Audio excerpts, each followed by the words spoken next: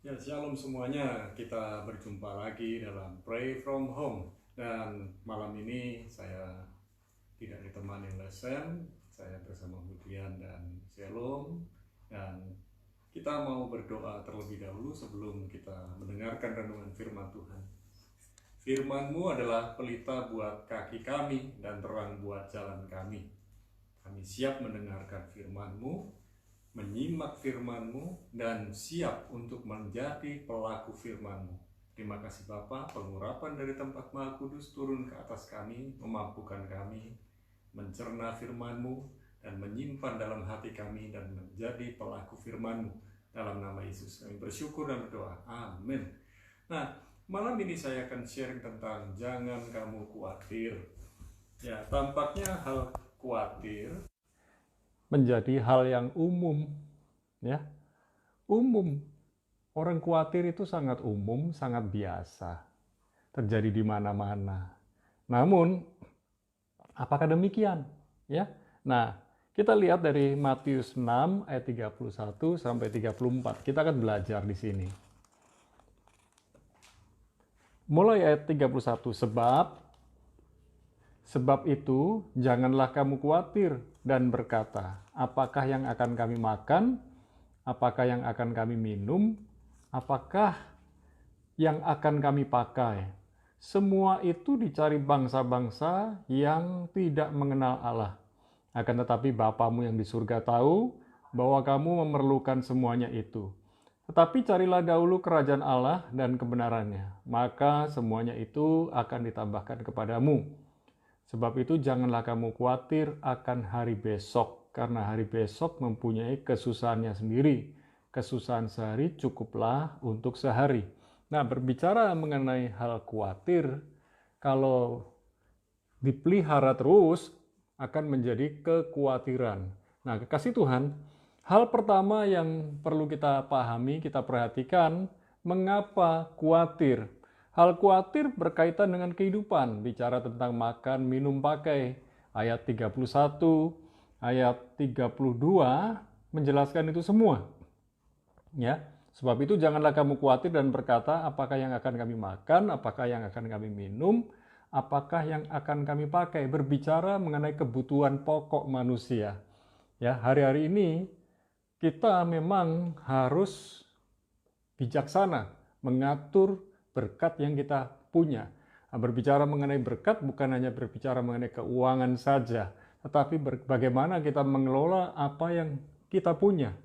Sehingga apa yang kita punya itu dapat berdaya guna. Nah, jadi hal khawatir berkaitan dengan kehidupan, makan, minum, pakai. Dan banyak orang khawatir. Jadi, apakah kita harus ikut-ikutan khawatir? Ya.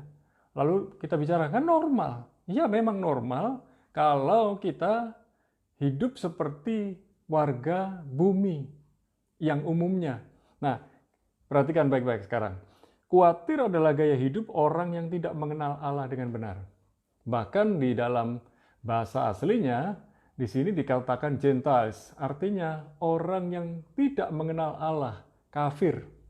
Jadi, orang yang khawatir disebut kafir oleh Tuhan.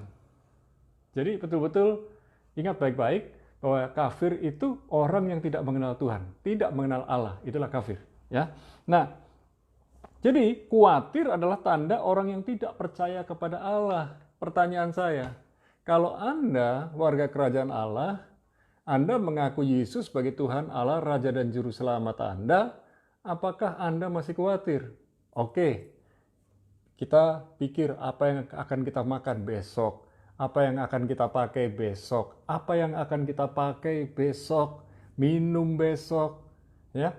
Itu normal. Tapi kalau kita pikir, kemudian kita cek ke dapur, ternyata beras habis, aduh bagaimana? Nah, saya hanya percaya begini, itu tindakan orang yang tidak mengandalkan Tuhan, tidak percaya kepada Tuhan. Bahwa Tuhan itu sanggup memberkati kita dengan cara yang di luar akal pikiran kita.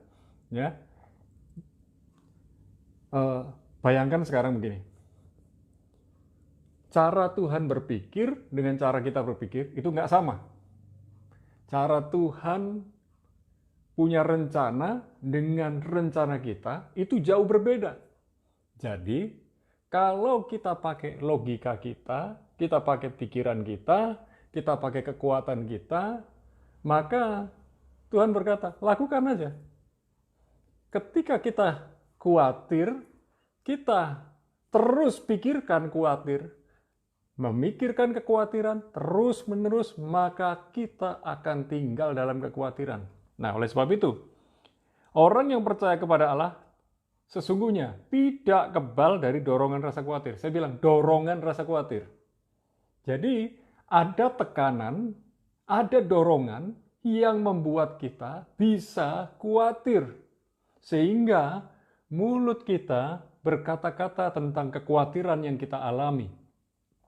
Pikiran kita, hati kita diisi oleh kekhawatiran. Padahal itu bukan rencana Tuhan. Padahal itu bukan rencana Tuhan dalam kehidupan kita. Tuhan tidak pernah memberikan kepada diri kita roh kekhawatiran. Jiwa kita mungkin terdorong sehingga tergerak rasa khawatir. Oleh sebab itu, mari, orang yang percaya kepada Allah tidak kebal dari dorongan rasa khawatir, namun rasa percaya kita kepada Allah harusnya jauh lebih kuat daripada rasa khawatir. Setuju?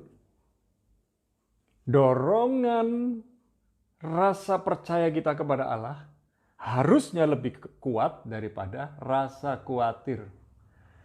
Contoh, rasa khawatir, aduh, jangan-jangan besok nggak bisa makan. Padahal ada beras. Jangan-jangan besok nggak bisa pergi. Padahal ada kendaraan. Kita ini masih hidup normal sekalipun tinggal di rumah. Nah, hal yang pertama, mengapa khawatir? Hal khawatir berkaitan dengan kehidupan, dan khawatir adalah gaya hidup dari orang yang tidak mengenal Allah dengan benar, dan khawatir adalah tanda orang yang tidak percaya kepada Allah. Pastikan saya tidak khawatir. Dalam artian begini, rasa khawatir, dorongan rasa khawatir itu bisa menghinggapi diri kita, tetapi rasa percaya kita kepada Tuhan harus jauh lebih kuat daripada rasa khawatir. Yang pertama. Yang kedua, bagaimana keluar dari rasa khawatir? Nah, saya tambahkan rasa. Jadi ada perasaan khawatir, ya. Mari kita belajar lebih percaya kepada Tuhan. Saya yakin Anda percaya kepada Tuhan. Hanya saya menekankan belajar lebih percaya. Ya, belajar lebih percaya. Kemudian belajarlah mengenal Allah dengan benar dan baik. Allah kita itu Allah yang luar biasa. Nah, contoh. Dalam ayat 33 dikatakan, tetapi carilah dahulu kerajaan Allah dan kebenarannya, maka semuanya itu akan ditambahkan kepadamu. Jadi, Tuhan mau kita belajar mencari kerajaan Allah dan kebenarannya. Dahulukan Allah. Jadi, ada banyak orang nggak beribadah karena tuntutan kehidupan. Katanya saya harus makan. Istri saya, anak saya, suami saya, mereka butuh makan, maka saya harus bekerja. Bayangkan, meninggalkan ibadah demi bekerja. Kecuali memang pas Anda harusnya beribadah, Anda dapat jadwal tugas untuk bekerja. Ya, Anda bisa pindahkan jadwal ibadah Anda ke jam yang pagi atau jam yang sore, atau bagaimana caranya Anda bisa beribadah. Apalagi zaman sekarang Anda bisa beribadah secara online. Nah, jadi utamakan Tuhan di atas segala kebutuhan-kebutuhan kita yang lain. Ketika kita mengutamakan Tuhan, Anda akan melihat, Anda akan memperhatikan bahwa pemeliharaan Tuhan itu sungguh ajaib, sungguh luar biasa. Ya, carilah dahulu kerajaan Allah dan kebenarannya. Ya. Kemudian belajarlah menyerahkan hidup. Belajarlah menyerahkan penghidupan.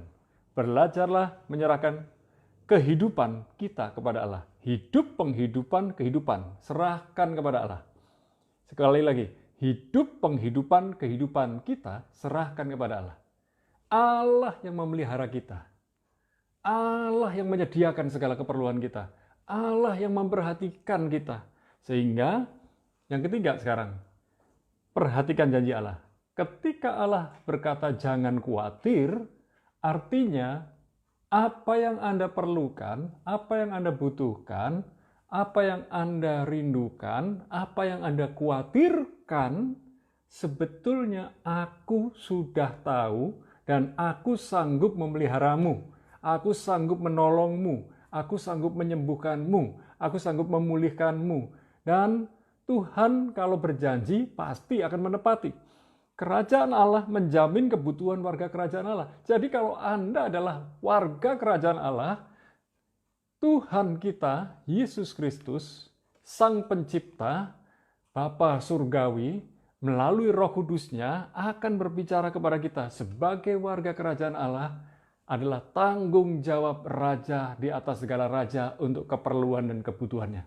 Hal yang menjadi bagian kita adalah cari kerajaan Allah dulu, dan bagian dari kerajaan Allah adalah menyediakan segala keperluan saudara.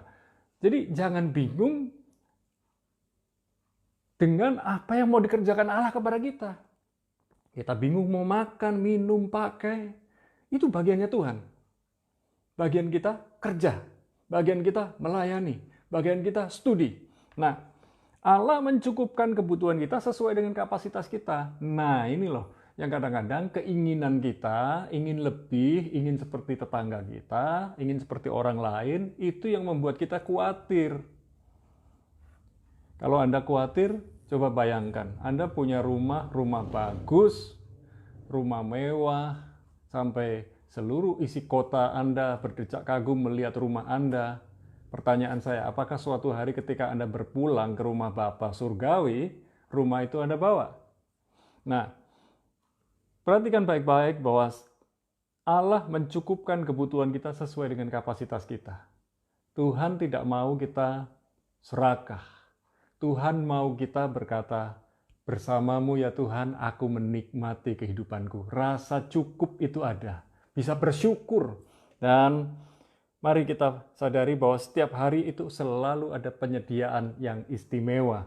Nah, ini yang saya mau tekankan di dalam ayat 34, sebab itu janganlah kamu khawatir akan hari besok, karena hari besok mempunyai kesusahannya sendiri. Kesusahan sehari cukuplah untuk sehari. Allah mengerjakan bagiannya, kita mengerjakan bagian kita. Kita pikirkan apa yang akan kita kerjakan, misalnya besok ya, persiapkan mulai malam ini apa yang akan kita kerjakan besok, sementara kebutuhan-kebutuhan kita, keperluan-keperluan kita, lihat tadi, hidup, penghidupan, dan kehidupan. Hidup, kehidupan, dan penghidupan itu bagiannya Allah. Jangan mengerjakan bagiannya Allah. Jangan memikirkan bagiannya Allah. Bagian kita memikirkan apa yang kita kerjakan. Jadi Allah itu memberkati kita hari ini untuk hari ini, dan hari esok untuk hari esok, yang lusa untuk lusa, yang minggu depan untuk minggu depan. Tuhan itu Tuhan yang luar biasa, sudah menyediakan semuanya. Kita ini yang terlalu khawatir, sehingga kita berpikir yang enggak-enggak, sehingga kita gampang sakit. Hati-hati, jaga imunitas tubuh kita dengan hati yang penuh syukur, hati yang penuh sukacita. Karena sukacita dari Tuhan adalah kekuatan kita, sukacita dari Tuhan adalah perlindungan kita. Bagian kita bersyukur kepada Tuhan. Kunci mujizat, Yesus sendiri melakukan ketika dia mengucap syukur kepada Bapa. Bapa, aku mengucap syukur bahwa engkau memperhatikan doaku. Lalu Yesus melakukan mujizat. Hatinya tergerak dengan belas kasihan. Kemudian dia bergerak di dalam doa, ucapan syukur. Dan ketika dia berdoa dalam ucapan syukur terjadi mujizat. 5 roti 2 ikan bisa mencukupkan 5.000 orang laki-laki, belum termasuk wanita dan anak-anak. Dan masih sisa 12 bakul, bayangkan. 12 bakul mewakili 12 murid. Dan artinya begini, orang yang bekerja melayani Tuhan pasti dicukupkan. 1 murid 1 bakul. 1 bakul itu lebih daripada 5 roti dan 2 ikan. Jadi, segala yang kita perlukan, kita butuhkan, kita nggak perlu merengek-rengek.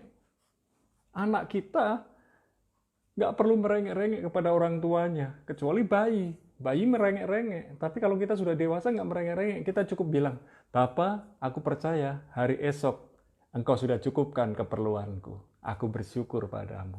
That's enough, cukup. Oleh sebab itu, akhir kata, saya akan berkata, kerajaan Allah bukan soal makan, minum, dan pakai, namun Allah dan kedaulatannya. Izinkan kedaulatan Allah bekerja dalam kehidupan kita, dan nikmati pemeliharaan Tuhan yang luar biasa. Tuhan tidak pernah lalai, kita nggak perlu ingat-ingatkan Tuhan, kita nggak perlu mendorong-dorong Tuhan, kita nggak perlu mendesak-desak Tuhan, supaya Tuhan ingat, supaya Tuhan tahu, Tuhan Maha tahu, Tuhan Maha ingat, Tuhan tahu keperluan kebutuhan kita, dan Dia selalu tepat waktu. Jangan khawatir. Yang harusnya khawatir itu Tuhan. Yang harusnya khawatir itu Tuhan. Yang harusnya khawatir itu Tuhan. Dia mengkhawatirkan kebutuhan kita hari esok, lusa, bulan depan, tahun depan. Bagian kita, jalani kehidupan kita hari demi hari dengan ucapan syukur, penuh sukacita. Dan orang-orang yang melihat kehidupan kita, mereka akan mempermuliakan Allah kita. Karena kita nggak khawatir. Dan kita bisa cerita sama mereka. Aku nggak perlu khawatir, yang harusnya khawatir itu Allahku. Tapi Allahku nggak pernah khawatir karena Allah sanggup mencukupkan keperluanku, kebutuhanku. Haleluya. Hari ini apa yang menjadi kekhawatiran saudara? Malam ini apa yang menjadi ketakutan, kekhawatiran, kecemasan saudara? Mari kita berdoa. Dan biarlah kita tidak tinggal lagi dalam kekhawatiran. Dan ketika ada rasa khawatir mendorong kita, ingatlah rasa takut, hormat, gentar, percaya kita kepada Tuhan harus jadi lebih kuat daripada kekhawatiran kita. Tuhan memberkati, kita berdoa. Bapa, dalam nama Yesus kami berdoa. Kami seringkali berlaku bodoh. Kami seringkali ceroboh. Kami seringkali ketakutan, kekhawatiran menghimpit kami, mendorong kami, sehingga kami mulai mempertanyakan kedaulatan Tuhan, mulai mempertanyakan kebesarannya Tuhan. Dan mulut kami mulai berkata-kata, apakah Tuhan itu ada? Tetapi malam ini kami sungguh menyadari, kami ditegur, kami dihajar, kami diingatkan, dan kami juga dikuatkan bahwa Tuhan itu benar-benar ada. Tuhan itu benar-benar peduli dengan kami. Tuhan yang mengkhawatirkan kehidupan kami seharusnya, bukan kami yang mengkhawatirkan diri kami. Kalau kami diutus Tuhan di muka bumi ini sebagai warga kerajaan Allah, berarti Allah sendiri yang menyediakan segala keperluan dan kebutuhan kami. Kami tidak perlu takut lagi, kami tidak perlu khawatir lagi. Karena Tuhan yang mengutus kami di bumi, berarti Tuhan sendiri yang menyediakan apa yang kami perlukan dan butuhkan di bumi ini. Dan ketika kami kembali suatu hari ke surga, kami tidak perlu membawa apa-apa, karena di surga sudah tersedia yang terbaik buat kami. Jadi apapun yang ada di bumi ini tidak sebanding dengan apa yang ada di surga. Oleh sebab itu, biarlah pikiran kami bukan pikiran bumi, tapi pikiran surga. Dan biarlah apa yang kami makan, minum, pakai, dan segala sesuatu yang kami perlukan, butuhkan setiap hari, kami belajar menyerahkan semuanya itu kepada Tuhan. Inilah hidup kami, inilah kehidupan kami, inilah penghidupan kami. Kami serahkan padamu Tuhan. Tuhan yang mengutus kami di bumi, Tuhan yang bertanggung jawab, Tuhan yang menyediakan yang kami perlukan, butuhkan. Kami mau bersyukur dan bersuka cita senantiasa di dalam Tuhan. Biarlah lewat ucapan syukur kami, lewat sukacita kami menikmati kesehatan, kami menikmati kekuatan yang datang dari Tuhan. Sehingga ketika kami hidup dengan penuh syukur dan penuh sukacita, orang-orang yang berjumpa dengan kami, mereka melihat Allah tinggal dalam diri kami, dan kami tinggal dalam diri Allah. Ampuni kami Tuhan, bila mana bertahun-tahun kami ditipu oleh iblis, supaya kami tinggal dalam kekhawatiran, tinggal dalam ketakutan, sehingga kami meragukan Tuhan. Tetapi kami sebagai warga kerajaan Allah, kami tahu, kami yakin, kami percaya, Allah turut bekerja dalam kehidupan kami. Allah memelihara kami, Allah menyediakan segala keperluan dan kebutuhan kami setiap hari. Kami bersyukur, kami bersuka cita, tahu kebenaran ini. Dan kami mau menikmati kebenaran ini dan membagikan kepada teman-teman kami, saudara-saudara kami.